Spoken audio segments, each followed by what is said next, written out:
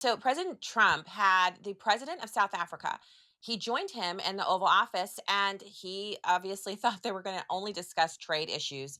But what ended up happening was a confrontation. And I feel like it was needed. World leaders should not expect to come to the United States and be given a pass on atrocities if they have them going on in their own countries.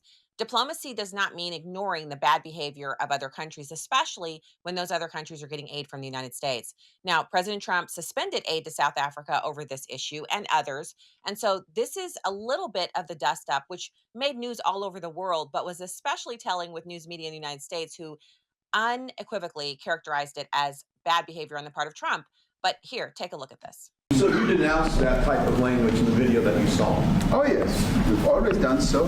As government, as my own party, we are completely opposed to that.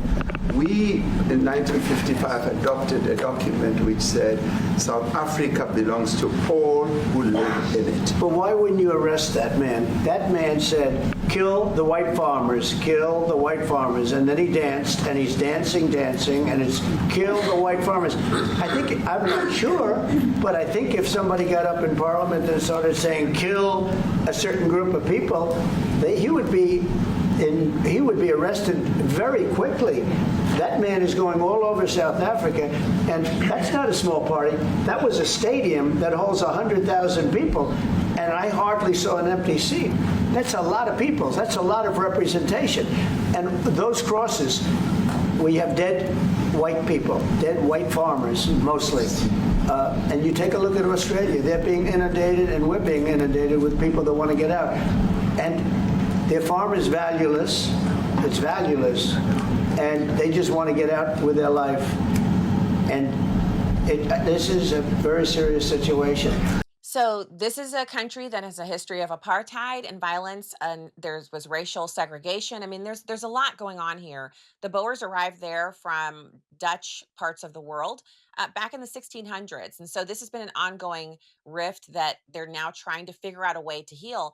And so what's interesting about this is the current situation. This was January of this year. This is not like some, long ago development. You have the South African president signing a controversial land seizure law and this is the same South African president who's sitting there with President Trump in this interaction. It's South African President Cyril Ramaphosa. He signed a bill into law allowing land seizures by the state, but without compensation. So you're not having your land bought. Now, 7.4% of their population, 4.5 million Boers, they're farmers and they own 73% of the farmland. So they're trying to equalize this, but with no compensation for the individuals who have land. So they're basically being stripped of their property with no compensation.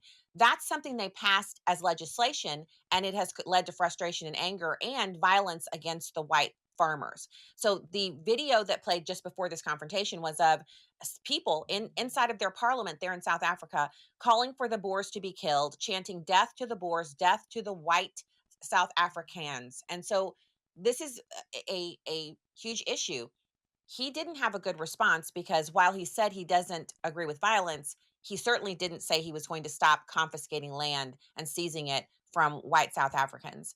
For full shows, live and on demand, it's Salem News Channel.